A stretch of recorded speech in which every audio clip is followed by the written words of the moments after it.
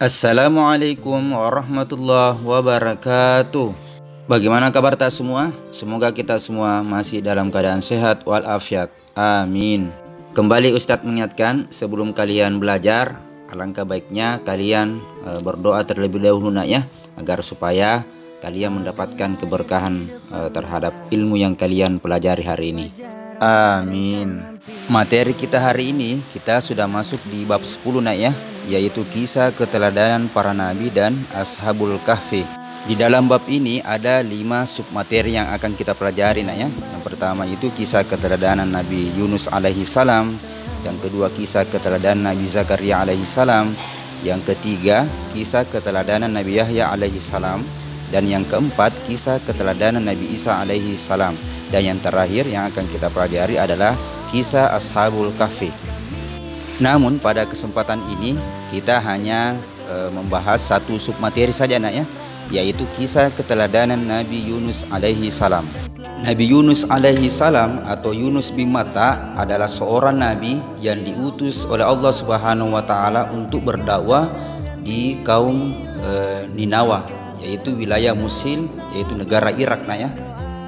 Nah, mengapa beliau diutus berdakwah di sana? Karena penduduk kampung Niwana itu berpaling dari Allah Subhanahu wa taala dan menyembah berhala. Nah, perlu anak-anakku ketahui bahwa Nabi Yunus itu terus-menerus meminta mereka untuk bertauhid, yaitu beriman kepada Allah Subhanahu wa taala. Akan tetapi itu mereka tidak mau mendengar, yaitu tidak mau mendengarkan nasihat dari Nabi Yunus alaihi salam. Sehingga Nabi Yunus alaihi salam jengkel dan marah. Kemudian Allah Subhanahu wa taala mewahyukan kepada Nabi Yunus alaihi salam untuk membimbing kaumnya. Allah Subhanahu wa taala memberitahukan bahwa akan mengazab umat Nabi Yunus alaihi salam. Nah, setelah berlalu 3 hari, lalu Nabi Yunus alaihi salam menyampaikan perihal azab tersebut kepada kaumnya. Kemudian ia pergi meninggalkan kaumnya. Nah, sebelum 3 hari Nabi Yunus alaihi salam telah pergi meninggalkan kaumnya, mereka mulai berpikir bahwa akan ada azab Allah Subhanahu wa taala, sehingga mereka bertaubat dan mereka menjadi takut. Tetapi Nabi Yunus alaihi salam telah pergi meninggalkan mereka. Nah, di tengah perjalanan ketika Nabi Yunus alaihi salam ini sedang pergi, maka muncullah badai yang sangat besar. Nah, kapten kapal ini berkata kepada para penumpang agar barang-barang yang berat itu dilempar ke tengah laut supaya perahu mereka tidak tenggelam.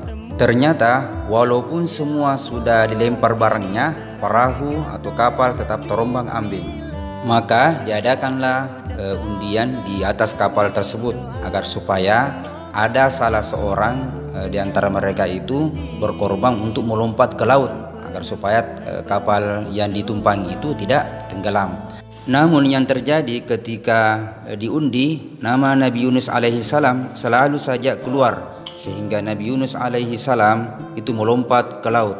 Nah, ketika Nabi Yunus alaihi salam melompat, maka Allah Subhanahu wa taala mengutus seekor ikan paus besar yang langsung menelan Nabi Yunus alaihi salam. Namun ikan tersebut tidak sampai merobek daging Nabi Yunus alaihi salam, bahkan tidak sampai mematahkan tulangnya. Nah, perlu anak-anakku ketahui bahwa ketika Nabi Yunus alaihi salam itu berada di dalam perut ikan tadi yang menelannya, beliau menyadari bahkan menyesali atas perbuatannya karena telah meninggalkan kaumnya. Lalu Nabi Yunus alaihi salam bertobat kepada Allah Subhanahu wa taala, lalu berzikir di dalam perut ikan tersebut dengan mengucapkan La ilaha illa anta subhanaka inni kuntu minadh dhalimin. Nah, itulah zikir yang dilafazkan oleh Nabi Yunus alaihi salam ketika berada di dalam perut ikan tersebut.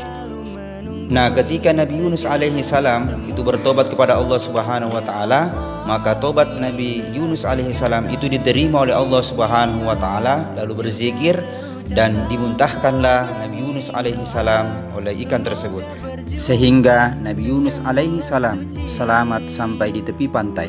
Nah, itulah tadi kisah Nabi Yunus alaihi salam yang kita pelajari hari ini. Dan ada hikmah yang bisa kita petik dari kisah tersebut. Yang pertama, taatilah perintah Allah Subhanahu wa taala dan bersabar dan melaksanakannya. Yang kedua, menyesal dan mengakui kesalahan terhadap dosa yang pernah dilakukan, lalu bertobat dan banyak berzikir kepada Allah Subhanahu wa taala sehingga datanglah pertolongan Allah Subhanahu wa taala. Dan yang ketiga, zikir ketika kita mendapatkan kesusahan, yaitu la ilaha illa anta subhanaka inni kuntu minadz zalimin. Nah, untuk lebih jelasnya coba anak-anakku sekalian buka kembali buku LKS Agamata mulai dari halaman 44 sampai halaman 46. Itu dibaca nak ya. Ini untuk membantu apa yang Ustadz sudah jelaskan. Lalu kerjakan tugas berikut ini.